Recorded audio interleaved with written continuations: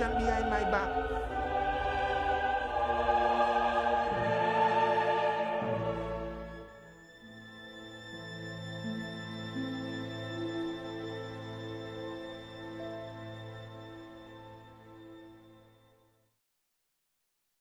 The trailer there for Code 727, memoir of the 1990 attempted coup on TTT. Joining us in studio this morning is retired inspector of the TTPS, Rupnarayan Arjun Singh, and also not retired ACP Joseph Chandul. Good morning, gentlemen, and welcome to the show.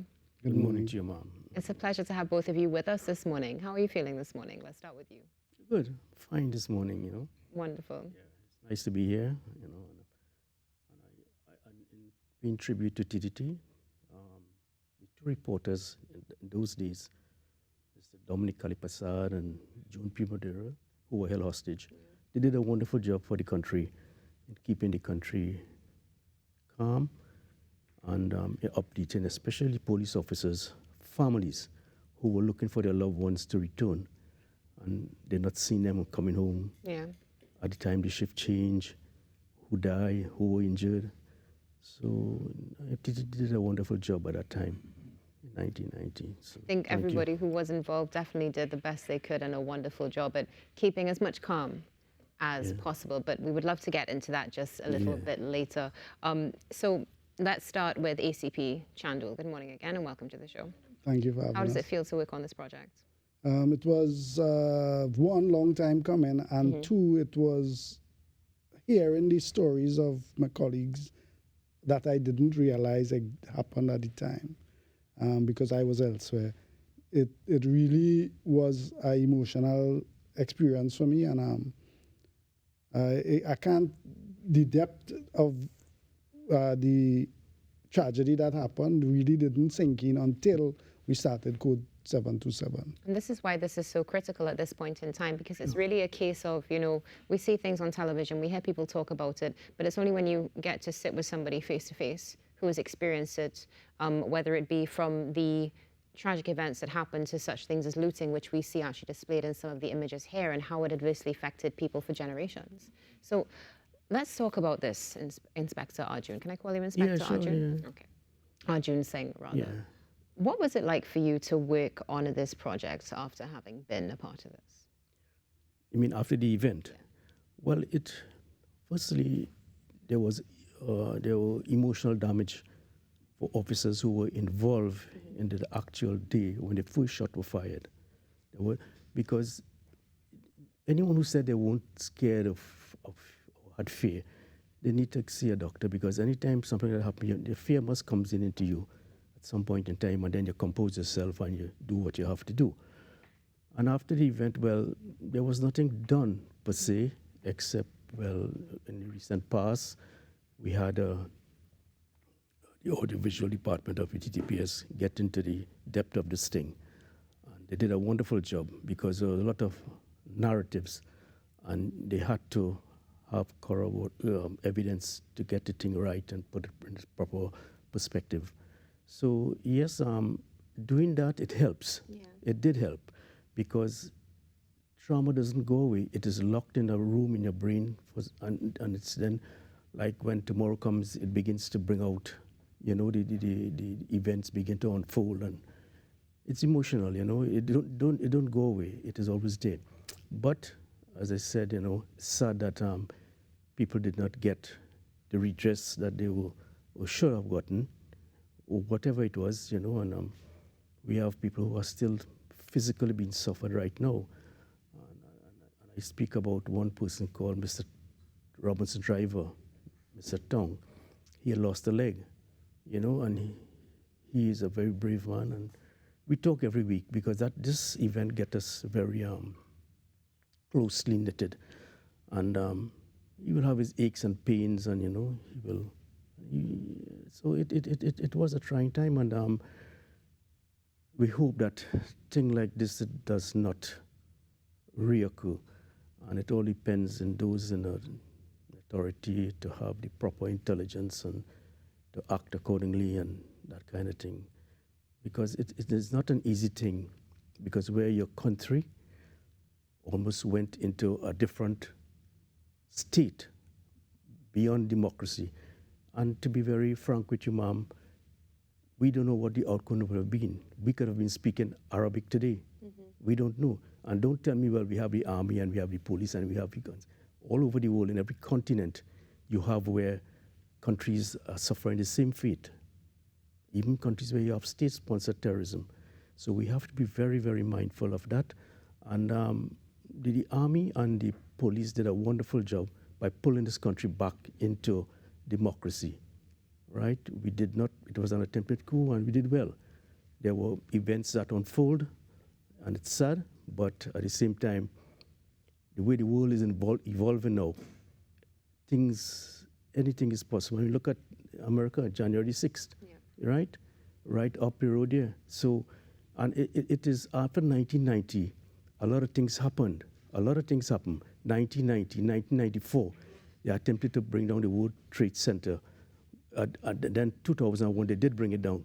And then you had the war with Iraq, and then you had ISIS. So you want to begin to think, was Trinidad and Tobago give that initiative, or was it genesis for what is happening all over the world? It is not like you arrest somebody for firearms or drugs and they make a jail. This thing has its tentacles, and we have to be very careful. Our intelligence agencies have to be very mindful of that. It is very wide. It does not stop. Because when somebody decides to embrace death and believe in martyrdom and decides to put on a suicide vest, how do you counter on that? You and I have family, we love our family, and we care, but they have a different kind of ideology, and especially when it's a violent ideology, how could you defend that?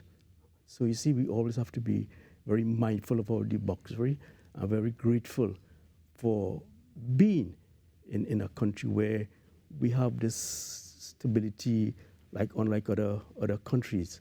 So, you know, this is my little take on that. I could go in depth further and further, but, you know, I know you would like to know what happened at police headquarters. So we definitely are going to continue that conversation because I do have a question for you. But before we get to that, ACP Chandel, one of the things you mentioned is that being witness to this project, it gave you further insight into what really happened, I dare say, behind closed doors.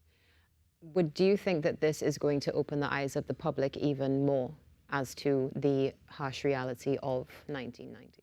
Definitely. I mean, this story hasn't been told until now. Everybody had their say. There were many books written, a couple books written from different perspectives. Nothing has been said from the perspective of the police. And it was the police who were under attack. The attack came to the police door, literally. Literally. So it is a story that has to be told and should have been told a long time ago. And I'm grateful to the guys at the audiovisual. Bearing in mind that our audiovisual unit didn't exist back then, and only recently did it have the personnel, the staffing to create such a project. This project started with a casual conversation between myself and a couple of the guys at the audiovisual unit. We were doing, a couple of years ago, we were doing a segment for the police called Ask Me Anything. And I was the police officer, and Uveshi Tiwari Rupnarayan was the other person behind the blind. And after that, I was speaking to them and I told them, well, you know, as a hero, I'm the last person serving who was in the coup. And they say, what do you mean? I said, well, everybody else who was in the coup and affected by the coup has since left the service. And I'm the last person who, in the service, who was actually in the events of the coup. Wow. So we started that conversation, and then they started reaching out to other people who I gave them leads because I couldn't follow up on it. And they followed up and did a tremendous job. Tremendous job. Sounds absolutely amazing, and I know that it's something that is definitely, again, going to enlighten us as to what was happening, especially from the TTPS's perspective. But you mentioned something quite interesting there with, for want of a better expression, an exodus afterwards of those leaving the TTPS. So tell us a little bit, if you can, of course, Inspector Arjun Singh, about that in particular, because you would have been in the force and you would have witnessed people leaving. How did that make you feel? You mean after the coup? After the Yeah. Well, I believe that there were not enough justification for officers who are leaving. Now you have survived a coup. You have put your life on the firing line. You saved lives. Fortunately, only 2 police officers died. And I believe I was the last person to speak to Solomon McLeod when he got shot. Before he got shot, I was. But the thing is, the officers who put their lives on the firing line, they all left the 2nd Division. And let me just be bold enough to say, there are police and there are police. Mm-hmm. There are soldiers and there are soldiers. A lot of police officers run, escape, get out of it. No problem with that. That's okay. That's all right. In an organization, everybody is trained for different situations. Some do administrative work, some do operational work. At the time, I was doing VIP protection, and on that particular day, I was on the presidential detail, and I did the advance for the Prime Minister at the Parliament, and then I came back to the police headquarters. A short while after, things started to happen. But before I get to that, those who left us and ran, they leave you working in senior position. And I mean, a lot of officers will agree with me where you have this sort of no justification for promotion. I don't want to get into anything too deep. You understand? But we are quickly running out of time as well. So that is how they feel they weren't treated properly in the promotion and what have you. But just suffice it to say that working in the special branch at police headquarters, we came under a lot of heavy gunfire. Heavy, powerful. It was what you call an L-shaped attack. Okay. L-shaped attack is where you had an attack coming from the Parliament onto the special branch office, which was directly opposite. And then you had the fire where the car was burning at the entrance of the police headquarters, and you had the sniper on the crane. So you had that interlocking gunfire. So what do? The only thing you can do is to take cover and go the opposite direction. So we were trapped at police in the special branch office. And the special branch office, of course, for obvious reason, they would have hung us properly, you understand? Yes, of course. Sending down heavy gunfire. So we couldn't escape. There was smoke coming. I tried to run down the stairs next to the cafeteria. I could not. So I told the inspector who was in charge, I said, "Sir, no, we can't go. That is trouble." And then we went back inside, and then we went down into a spiral into the special branch, and I kicked off the air-conditioned vent, this window unit at the time. So my inspector, he was a kind of rotund kind of guy. So I had my weapon, so I look across, it was clear, okay, but you're getting shattered. Glasses were shattering in the cars and so on. So I tell him to look, you go in, because I realized if he got stuck, I will have to push him out. He did get stuck in that air-conditioned vent. So I pushed him out, and he fell on the ground. Nothing. So I tell him, stay there. He said, why? I said, there's a sniper on the roof. But I couldn't let the other people who were with me know, because they might begin to panic. Yeah. So you got to, it was war. It was war. So I said, a sniper on the roof, and then get everybody out, take cover, and then I will fire off bursts of 3 and let 2 or 3 persons run past, because you cannot go along like a train, because you will pick up bullets, because bullets were coming through from the Parliament into the thoroughfare and it's from the CID, that main entrance. So you had to repel that, and I had a mini Uzi. So you automatic fire, run, automatic fire and run, and then we get our way back to a safe area, presumed to be safe, at the southern end of the police headquarters. Inspector Arjun Singh, I'm so sorry to cut you, but we have run out of time. Thank you for sharing this with us this morning. And thank you so much as well, ACP Chandul, for being here with us on the show. And thank you both for your service. We look forward to watching the documentary and learning a lot more. And I think we're just going to continue to pray for everybody to be able to continue to work through something that, though 33 years ago, of course, definitely has remained in our hearts and in our minds. Thank you very much, Ram. Thank you for having Being us. on the show.